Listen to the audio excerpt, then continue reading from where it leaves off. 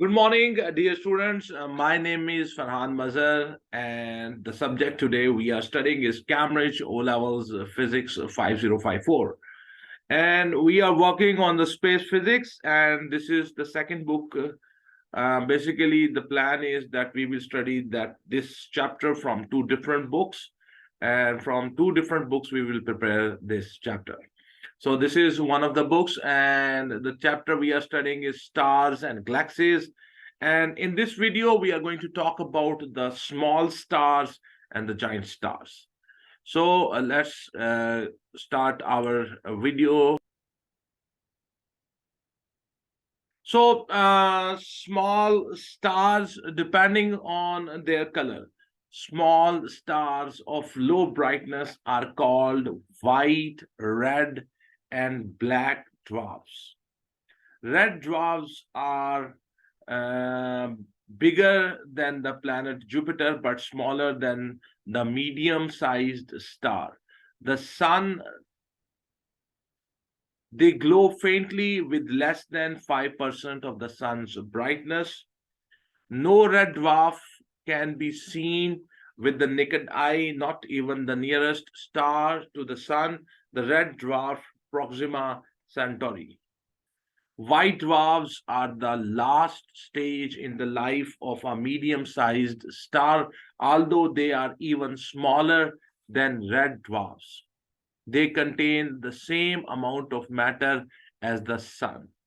The night sky's brightest star, Sirius, the dog star, has a white dwarf companion called the pup star.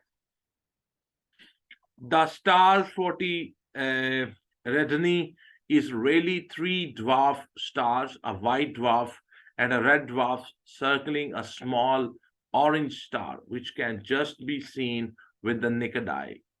Brown dwarfs are cool space objects a little bigger than Jupiter.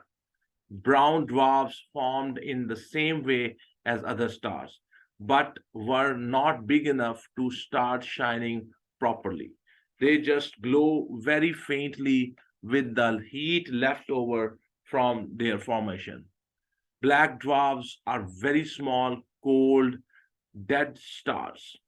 The smallest kind of star is called a neutron star.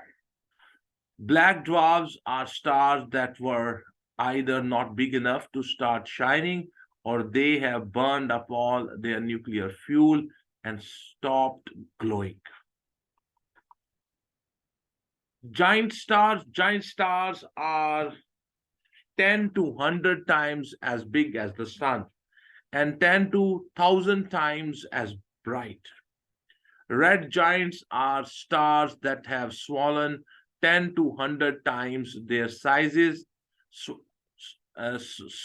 they reach the last stage of their life and their outer gas layers cool and expand.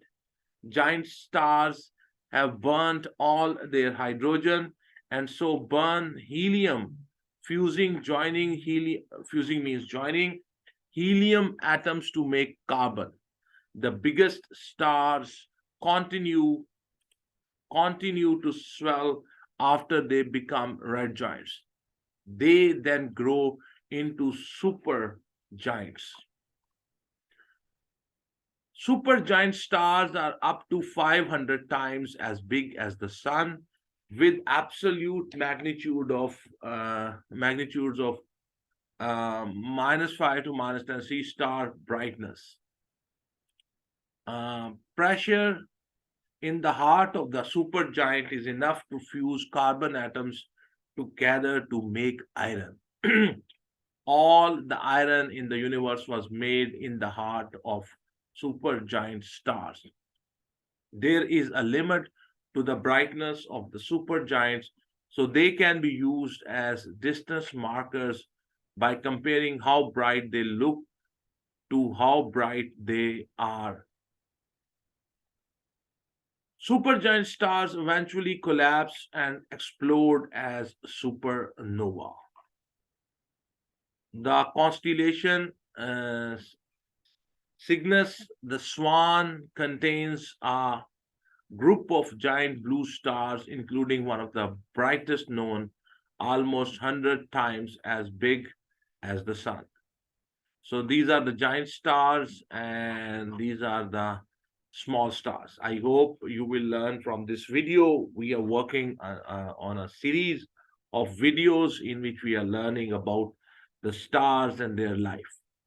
So thank you very much for watching these videos. Please watch more and more documentaries on this topic, and that will make your concepts more and more clear. So thank you very much. Have a good day. God bless you all.